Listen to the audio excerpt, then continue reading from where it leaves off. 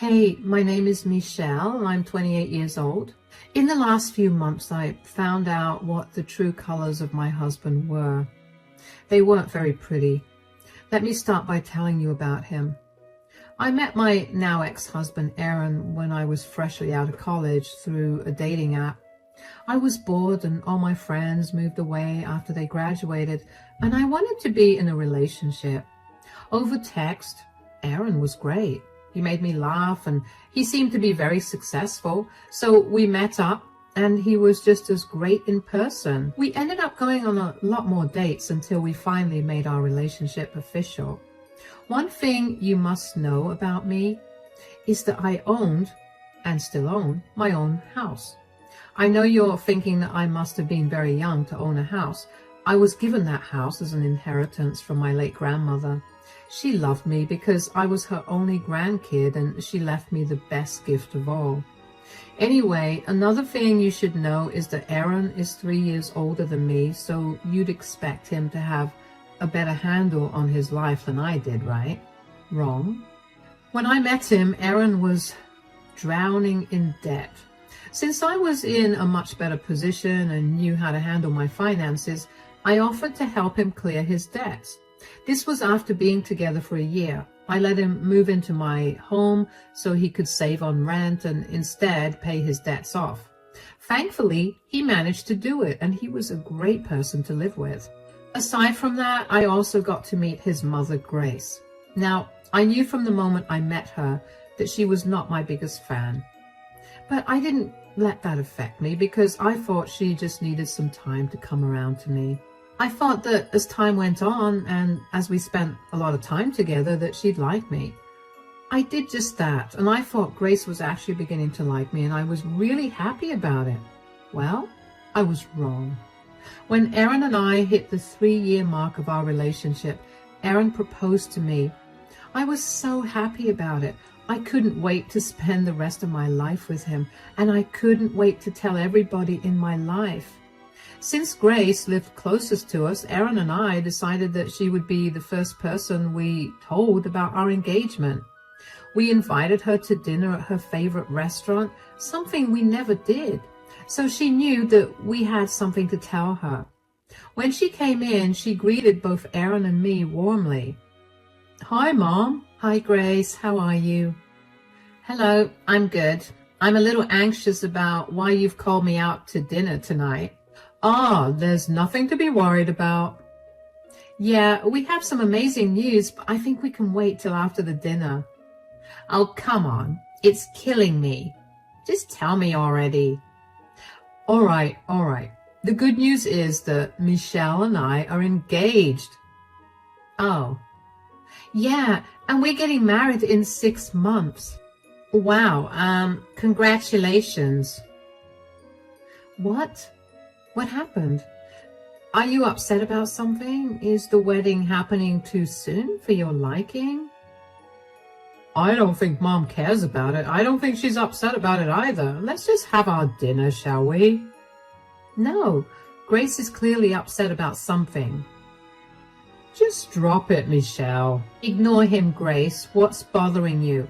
Why do you seem so upset after we announced our engagement?" "Do you really want to know?" "No, she doesn't." "Yes, I do. Please tell me." "I don't like you, Michelle." "What?" "Yeah, you're not good enough for my son. You're not pretty enough. You don't have a good enough personality, and you're boring. Aaron can do so much better than you, and I don't know why he's settling for you." "Oh, wow. Have you always felt this way about me?" "Yes. The only thing you have going for you is that you're young and you own a house. None of that is important, though, which is why I think Aaron can do so much better." "That's enough, Mom." "Look, sweetie, I get that you're old enough to know what you like, but seriously, this one? I have friends who have daughters your age who look a million times better than her." "I'm still sitting here, and I can hear everything you're saying, you know. No offense, but I think you should hear this. You need to get prettier and get a better personality to marry my son. Mom, I love her and she is who I'm choosing to marry. You need to respect it. I'm not asking you to like her, but I am asking you to respect my choice. Do you get it? Or should we end this dinner? Fine. It's your life. Do whatever you want. Don't come crying to me when you realize that I was right. Let's continue with this dinner. You know what? You two can go ahead and have dinner. I'm not in the mood to eat, and I don't want to dampen the mood. I left before either of them could say another word. I couldn't believe that all the years I put in an effort to be liked by Grace were of no use. She hated me, and she was very outright about it. That stung. What made it worse was the realization that Aaron knew, but he purposely hid it from me. He let me get humiliated that way. He knew how happy I was when I thought that Grace was starting to like me, and he just let me believe it. I got home that night, and I just sobbed until I fell asleep. When I woke up, Aaron was still asleep, and I had a job to get to, so the next time we talked was that night. Aaron apologized for Grace's comments, and I confronted him about hiding the truth from me. He apologized and told me that he was just trying to protect my feelings, and I forgave him. In hindsight, that should have been my cue to leave. But I stuck around because I loved him. Anyway, after we got married, Grace and I barely spoke. I knew she didn't like me, so I didn't see why I should have had to be around her. I never stopped Aaron from frequently meeting her because that would have been cruel of me. But I did know that the two of them suddenly got a lot closer after Aaron and I got married. Aaron was constantly talking to Grace, and they would talk for literally hours. Whenever I asked him what they talked about, he would brush me off and change the subject. Aside from that, I also noticed that Aaron was beginning to slack off with his household chores. It was getting exhausting to pick up after him, but whenever I told him to do his share of the chores, he'd get all huffy and tell me that he was tired. Once again, I let it go because I loved him, and he was generally a great husband aside from that. And then came the fateful day. Aaron and I were spending our weekend in when he got a phone call. I didn't see the caller ID when he picked up the call, but Aaron got up to go into the other room and talk to the person. When he came back, he seemed upset. Who was on the call? It was Jenna. Your cousin, Jenna? Yeah. What did she say? Turns out that my aunt's in the hospital in critical condition. What? Why? She was diagnosed with stage 4 lung cancer, and she's currently in the ICU. Oh my gosh, that's horrible. Yeah, I never thought she'd have to suffer in such a horrible manner. I mean, she does not deserve this at all. Oh, darling, I'm so sorry that you're going through all of this, but I'm sure that the doctors are doing their absolute best to make sure she'll live. I know, I didn't speak too much about her, but I really did enjoy her company. Spending my summers at her place while growing up was the only thing I looked forward to every year, even more than Christmas.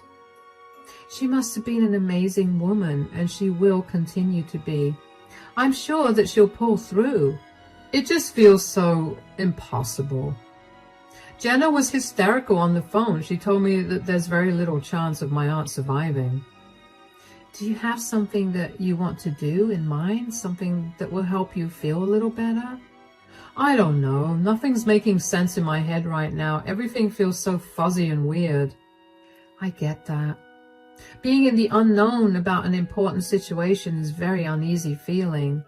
How about you talk to your mother? Oh God, I didn't even think about what my mother must be going through. The two of them were thick as thieves. There was not a single thing these two didn't do together when we lived closer. Oh no. Why don't you invite Grace over and the two of you can figure out what you want to do? I'll take care of everything else. Are you sure that's okay? I know you don't necessarily have the best relationship with my mom. Of course, I'm sure it's okay. I know that I don't have a good relationship with Grace, but I also know that I won't be able to provide you the same kind of comfort that Grace will. I didn't know your aunt well enough to be able to share your grief. Your mom can do that for you. Thank you for being there for me, darling. Of course. Now, call Grace. If she needs me to pick her up, I'll do that too. Just because Grace and I didn't have a great relationship, I didn't see why I had to be a monster towards her, so I let her stay with us. I picked her up and helped her settle into our place. I didn't know much about Erin's aunt, Jane, but I knew that she was very loved by both Grace and Erin because they both seemed hollow after they heard the news. On the first 2 nights of Grace staying with us, I left Grace and Erin alone. The two of them kept to themselves and barely spoke when I was around. At night, they'd spend hours talking in Erin's office. I thought that they were trying to figure out what they wanted to do, and also talking about how they would deal with things if Aunt Jane's health went south. So I let them have their space. The next night, over dinner, I decided to break the silence and ask them if they had made any plans. So, have you guys decided on what you want to do? I think we have, Erin. Yeah, Mom and I have decided that we should fly out to see my aunt and be with our family. All right, when are we leaving? We? I'm sorry, but you're not coming along. I'm not? But why?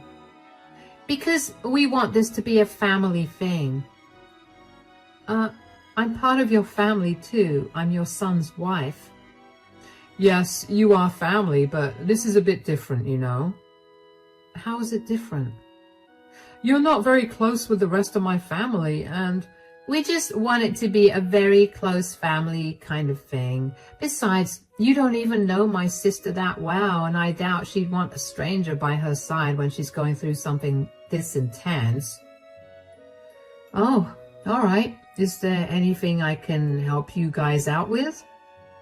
I'm good, but thank you for offering. Please don't take this the wrong way, darling. You are a part of our family. This is just a very intimate thing. I guess I get it. You don't have to over-explain it. I just want you to know that I'll be here if you need me to.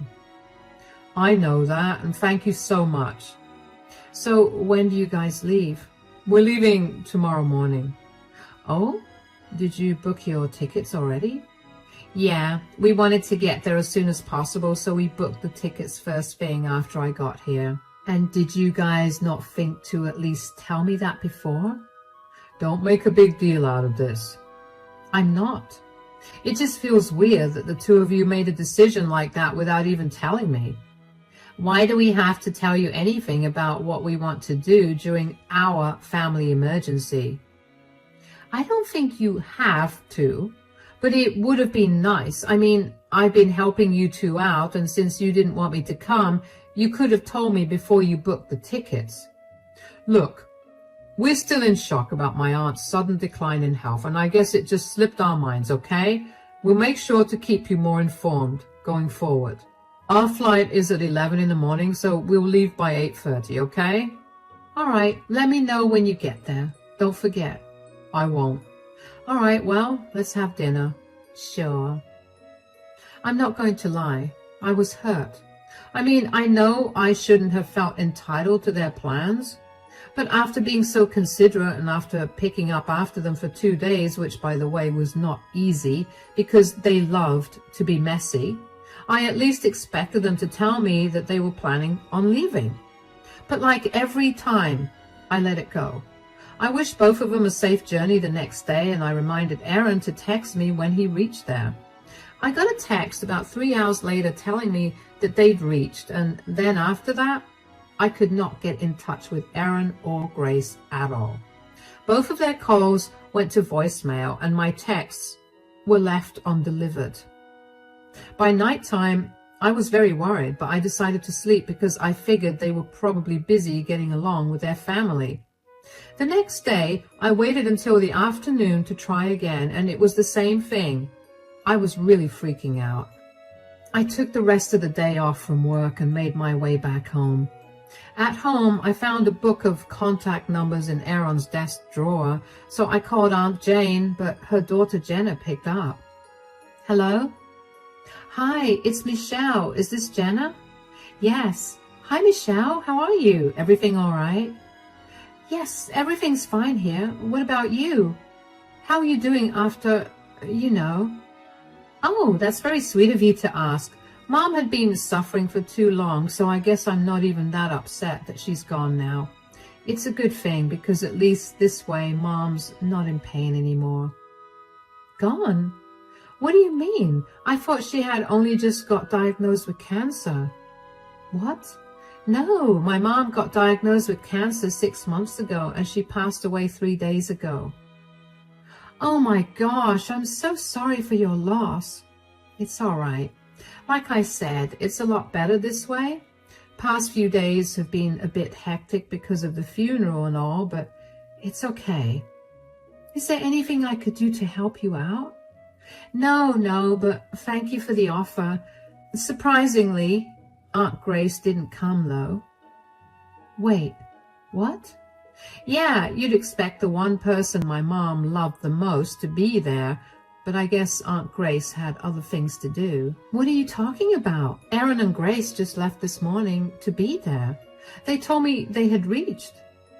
Okay, I think something's going on here, because I can promise you that neither of them are here. I would know. This is a small town and everyone knows everyone, so I would have heard from at least someone that the two of them are here. But why would they lie about something so horrible? In the last 3 or 4 years, my mom and Auntie Grace had a bit of a falling out. Mom never told me why, but I'm going to guess that it's related to them lying to you. They had a falling out? Oh, yeah.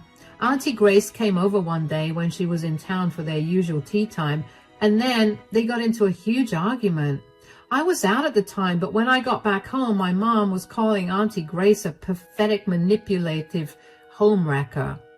I had no idea what that meant, and my mom was in no mood to talk about it after. I don't think they spoke much to each other after that, except for the holidays. Oh, wow. That is weird. I'm so sorry that I dumped all of this on you. You have enough to deal with. No, it's okay, believe me. This has been bothering me for a while, and I'm only sorry that you're in the middle of this. Maybe you could find out what's going on and keep me in the loop? All right. I'll let you know. If I find something that I don't like, I might need your help. Of course. I'm only one phone call away. Thank you. Take care then. I was shaking. I don't know with what emotion, because I was overwhelmed with anger, confusion, betrayal, and a host of other explosive emotions.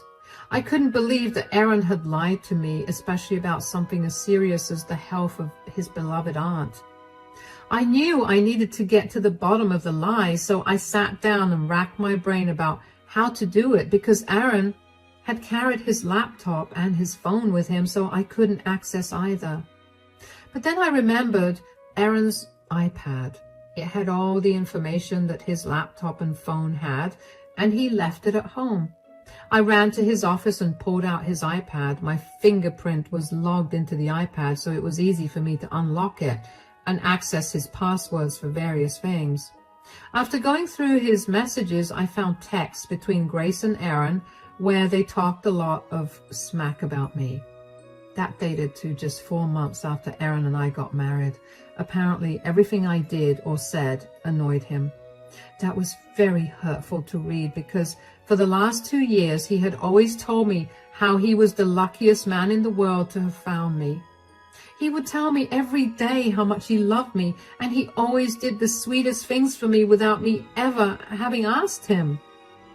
Was that all just a lie? After that, I looked through his credit card transactions and found tickets to Los Angeles. Now, I don't know about you, but California and Pennsylvania are not close at all. There was something else happening here and I needed to find out more. So I went through his messages with Grace again and found nothing. I decided to go through his socials and found his chats with one of his online gamer friends. There, he outlined his upcoming trip with his mother, where she was setting him up with her friend's hot daughters, so he could finally date someone attractive. Apparently, this friend didn't know he was married because he seemed excited for Aaron. Finding this out was more devastating than reading the chats between Grace and Aaron. I couldn't believe what I'd found. My entire marriage was a lie. I couldn't function after I found out all of that. I think that was the closest I got to being in a state of catatonia. I don't know how or when, but the rest of the day passed. The next morning, when I woke up, I decided I was not going to wallow in my grief. Instead, I was going to take revenge and teach both of them a lesson for being so disgusting. The very first thing I did was file for a divorce. Next thing I did was find the recording of Aaron telling me that his aunt was in critical condition at the hospital. I had security cameras all over my house because I was a single lady living in a house, so I had them installed in the common areas as well for added protection. I also grabbed a clip of Aaron and Grace telling me that they were flying back home to be with their family. I then took screenshots of Aaron's chats with Grace and his gamer friend. I made a file of it all and I sent it to Jenna. I called her after and explained what had happened, and she was furious, not only for me, but also that they would use her mother's name to help Aaron cheat. We figured that Grace must have told Auntie Jane that she planned to separate Aaron and me by setting him up with someone else, and that was why the two of them had a falling out.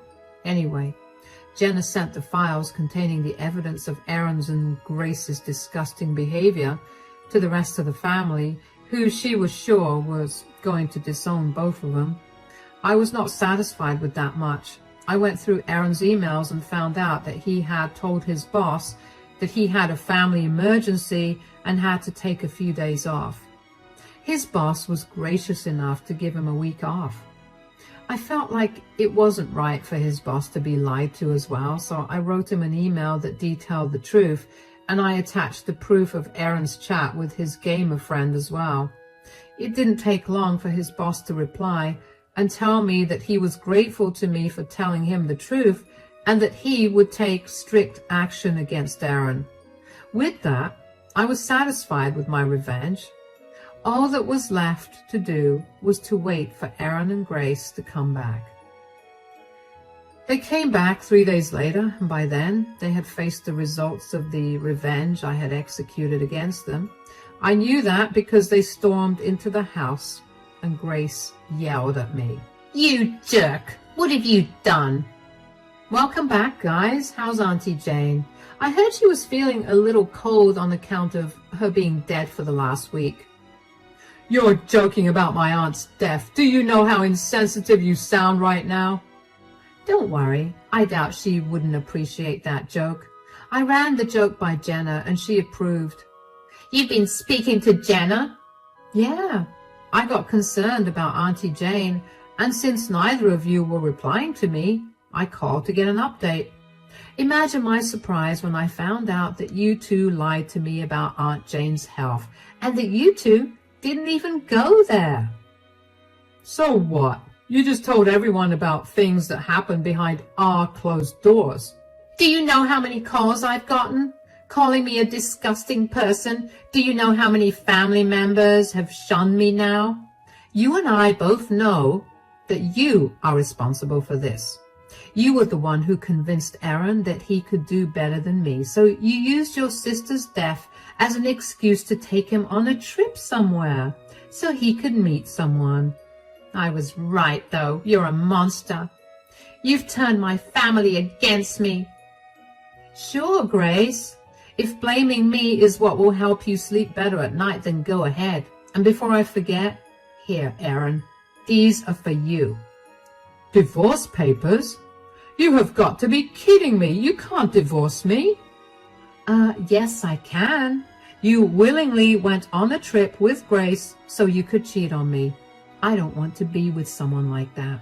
No, I mean that I should be the one that hands you these papers. You cost me my job.